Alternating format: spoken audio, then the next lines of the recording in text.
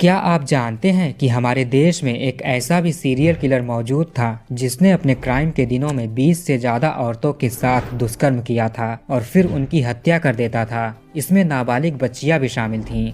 इसकी पहचान ये थी कि ये औरतों के अंडरगारमेंट्स पहनता था और वो भी उनका जिनका ये रेप और मर्डर करता था। कभी कभी तो ये चोरी भी कर लेता था। तो आइए जानते हैं इसकी पूरी कहानी को। नमस्कार दोस्तों, तो क्या हाल चाल है आपके। Today I am talking about Indian Jack the Ripper Umesh Reddy. ये कहानी शुरू होती है कर्नाटका के चित्रदुर्ग नाम के डिस्ट्रिक्ट से। 1969 में उमेश रेड्डी का जन्म हुआ था। इसको लोग कई नामों से जानते हैं, जैसे कि राजुलू, रमेश, वेंकटेश और हाँ, इंडियन जैक द रिपर भी। समय के साथ जब ये बड़ा हुआ तो इसका सीआरपीएफ यानी सेंट्रल रिजर्व पुलिस फोर्स में सिलेक्शन हो गया। सिलेक्शन के बाद इसकी ट्रेनिंग वगैरह हुई, फिर इसकी पोस्टिंग जम्मू कश्मीर में हो गई। यहाँ ये एक कमांडेंट के घर पर सिक्योरिटी गार्ड की ड्यूटी करता था। अपनी जिंदगी का सबसे पहला जुर्म इसने यहीं पर किया, इसी कमांडेंट के घर पर जहाँ पर ये ड्यूटी करता था। एक सीनियर सीआरपीएफ ऑफिसर की बेटी के साथ ये दुष्कर्म करने की कोशिश करता है। वैसे भी वहाँ पर आसपास लोग थे, चहल पहल थी, सिक्योरिटी गार्ड्स भी थे। घर के अंदर से जब चीखने चिल्लाने की आवाजें लोगों ने सुनी तो भागकर वहाँ पर गए। उमेश रेड्डी को रंगे हाथ सिक्योरिटी गार्ड्स ने पकड़ लिया। अब ये हुआ कि इसे पुलिस वालों के हवाले कर दिया जाए, लेकिन जैसे तैसे उमेश रेड्डी उनके चंगुल से भाग निकला और भागकर ये सीधे कर्नाटका आ गया, चित्रदुर्ग में। 1996 में ये DAR यानी district armed reserve police join करता है। यहाँ पर किसी को भी नहीं पता था कि उमेश रेड्डी सीआरपीएफ के लिए वांटेड है, क्योंकि इसने फर्जी नाम और पता के साथ DAR ज्वाइन किया था। उस वक्त इतने पहचान पत्र भी नहीं हुआ करते थे और शायद उतने रूल्स भी नहीं होते थे एक आदमी को जानने के लिए, उसकी असलियत को पहचानने के लिए। तो बड़े आराम से इसने DAR ज्वाइन कर लिया। मध्य प्रदेश में इसकी ट्रेनिंग वगैरह हुई। ट्रेनिंग के बाद ये वापस से कर्नाटका आ गया। शुरुआती दिनों से ही इसके दिमाग में वैसे ही क्राइम्स की बातें घूमती रहती थीं, जैसे कि रेप करना, हत्या करना या फिर चोरी करना। अपने ड्यूटी के दिनों से ही इसने अलग अलग जगहों की रेकी करना शुरू कर दिया था, ताकि ये अपने क्राइम को आसानी से अंजाम दे सके। इसी रेकी के दौरान कुछ चीजें कॉमन मिलती हैं, जैसे कि 11 बजे से 3 बजे के बीच घर पर औरतें अकेली होती हैं। आदमी लोग घर से बाहर होते हैं, अपने काम पर होते हैं, ऑफिस में या फिर दुकान पर होते हैं, और उनके घर के बच्चे भी स्कूल में होते हैं। जब औरतों को ही टारगेट बनाना है तो 11 बजे से 3 बजे का वक्त सबसे परफेक्ट था। इसने इसी टाइम को फिक्स कर लिया। इसका सबसे पहला काम होता था ये देखना कि घर पर कौन कौन लोग रहते हैं। पूरा एक दिन वो उसी घर की रेकी करने में बिता देता था। जब इसे तसल्ली हो जाती कि घर के आदमी काम पर चले जाते हैं और बच्चे भी स्कूल में होते हैं, तो ये उसी घर को चुन लेता था और अगले दिन ही वो उसी घर पर धमक पड़ता।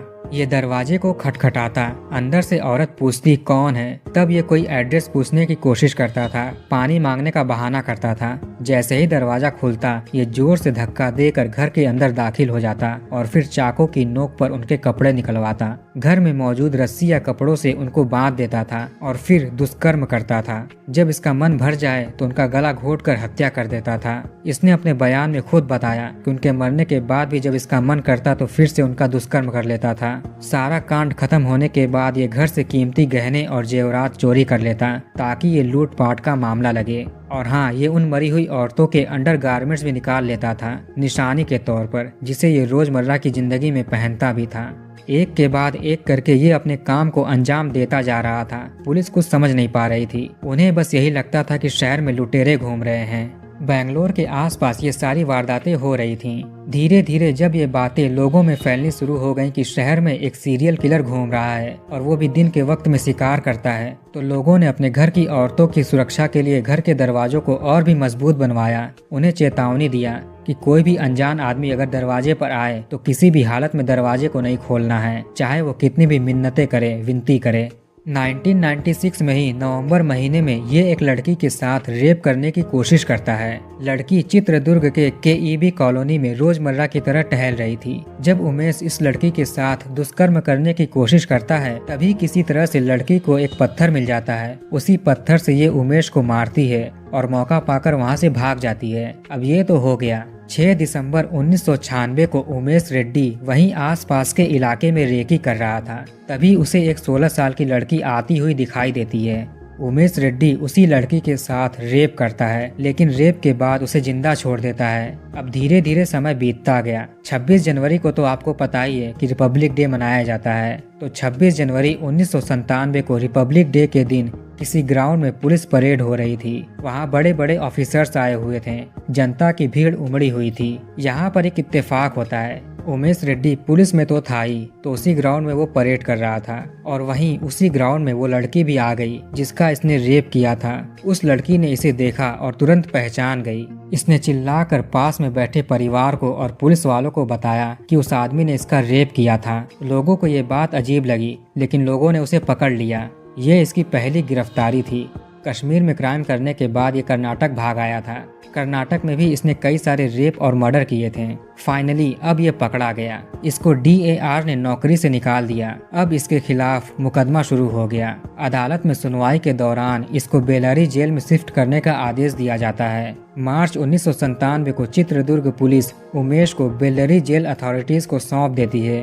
पुलिस वाले इसको बेलरी जेल लेकर जाते हैं, लेकिन जैसे तैसे ये वहां से भाग निकलता है, फरार हो जाता है। इसके बाद इसने 5 और औरतों का रेप और मर्डर किया। बेंगलोर में एक इनकम टैक्स ऑफिसर की वाइफ का, अहमदाबाद में एक लड़की का, बड़ौदा में 2 और लड़कियों का और कनिगल में एक विधवा औरत का। उमेश रेड्डी इन औरतों के अंडरगारमेंट्स तो लेता ही था और साथ में दूसरी औरतों के भी अंडरगारमेंट्स चुरा लेता था, जिसको वो धूप में सुखाती थी बैकयार्ड में। जब चोरी की वारदातें ज्यादा होने लगी तो औरतों ने मिलकर पुलिस में कंप्लेन कर दी। 7 जुलाई 1997 को पिन्या पुलिस ने इसको अंडरगारमेंट्स चोरी करने के जुर्म में अरेस्ट कर लेती है। पुलिस उमेश रेड्डी को इसके घर पर लेकर जाती है, क्योंकि इसने बताया था कि चोरी के सारे सामान को वो घर पर ही रखता था। छानबीन के दौरान पुलिस को घर के एक कोने में कपड़े का एक गट्ठर दिखाई देता है। उसे लाया गया और खोला गया। वो गट्ठर पूरा अंडरगारमेंट से भरा हुआ था और वो भी औरतों के। पुलिस उसे देखकर हैरान हो गई। इन पुलिस वालों को अभी ये नहीं पता था कि जिसको इन्होंने पकड़ा है वो चोर होने के साथ साथ एक सीरियल किलर भी है। उमेश ने पुलिस वालों को अपना नाम रमेश बताया। अरेस्ट होने के 24 घंटे के भीतर ही ये पुलिस के गिरफ्त से फरार हो गया। ये जुलाई 1997 की बात है। अब आता है 28 फरवरी 1998। उमेश रेड्डी पिन्या में ही एक 37 साल की विधवा औरत जयश्री के साथ रेप और मर्डर करता है। जब ये अपने क्राइम को अंजाम दे रहा था, उसी समय एक 8 साल का बच्चा सुरेश स्कूल से अपने घर पर आता है। वो औरत इसकी माँ थी। उस समय इसकी माँ जंगले में बंधी हुई थी। उमेश रेड्डी सामने खड़ा था और 8 साल का बच्चा सुरेश दरवाजे पर खड़ा था। उमेश ने बच्चे को कहा, तुम्हारी माँ के ऊपर बुरी आत्मा का साया है, इसलिए मैंने उसे बांध दिया है। तुम यहीं पर रुके रहो, मैं डॉक्टर को बुलाकर लाता हूँ। इसके बाद उमेश वहाँ से भाग गया। फिर से वहीं पिन्या में ही एक औरत का रेप करने की कोशिश करता है। ये वारदात घर की पहली मंजिल पर हो रही थी। औरत चीखने चिल्लाने लगी। आसपास के लोग इकट्ठा होने लगे, दरवाजे पर आ गए। यहाँ उमेश डर गया और बालकनी से छलांग लगा दिया। इसी दौरान बालकनी से छलांग लगाते वक्त इसका एंकल ट्विस्ट हो गया, जिस वजह से ये भाग नहीं पाया और पकड़ा गया। पड़ोसियों ने इसे पुलिस के हवाले कर दिया। 1999 में उमेश रेड्डी फिर से पुलिस कस्टडी से फरार हो गया, लेकिन इससे पहले ये कोई अगला क्राइम कर पाता, पुलिस इंस्पेक्टर ने इसे पकड़ लिया। अब धीरे धीरे कुछ समय गुजरा। 3 या 4 मार्च 2002 रात का समय था। उमेश रेड्डी अभी भी पुलिस कस्टडी में ही था। इसे पुलिस वाले KSRTC बस में बेलरी से बेंगलोर लेकर जा रहे थे। वहीं रास्ते में ही ये पुलिस वालों को चकमा देकर फरार हो जाता है। पुलिस वालों ने ये क्लेम किया कि उमेश रेड्डी हथकड़ी में कैद था। इधर उमेश जेल से फरार होने के बाद 3 और लड़कियों का रेप करता है। इसने उनसे मोबाइल फोन्स और क्रेडिट कार्ड्स भी चोरी कर लिए थे। फिर ये भाग आता है पुणे। यहाँ पर एक होटल में वेटर के तौर पर काम करना शुरू कर देता है। इसने कुछ दिन काम किया। जब इसका मन भर गया तो इसने वहाँ से कुछ पैसे और कपड़े चोरी कर लिए और वहाँ से भाग गया। 17 मई 2002 को सुबह सुबह का समय था। 8 बज रहे थे।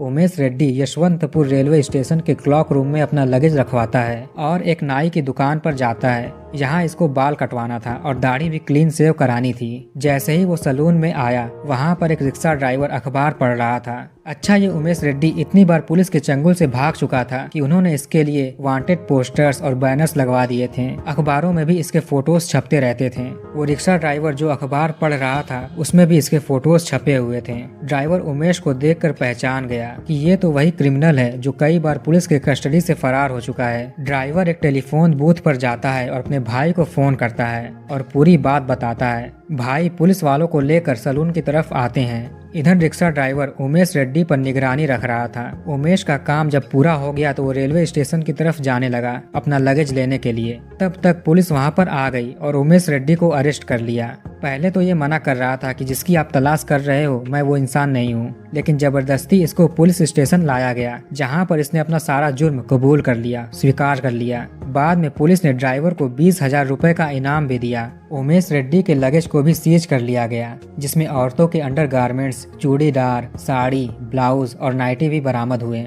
2 महीने पहले मार्च 2002 में इसे बेंगलोर लेकर जा रहे थे, जहां से ये फरार हुआ था। 2 महीनों के भीतर ही ये दोबारा से पकड़ा गया। पुलिस वालों ने इससे पूछा, तुम पुलिस के चंगुल से कैसे भागे थे? उसने पूरी कहानी बताई कि रात का समय था, सबके खाने का टाइम हो रहा था, हम लोग बस में बैठकर बेंगलोर जा रहे थे। मैंने पुलिस वालों से कहा, अब लगता है कि मैं तो नहीं बचूंगा, मेरे जेब में कुछ पैसे पड़े हुए हैं, उनका अब कोई भी काम नहीं है। ये पैसे इतने हैं कि हम सब पेट भर चिकन खा सकते हैं और दारू भी पी सकते हैं।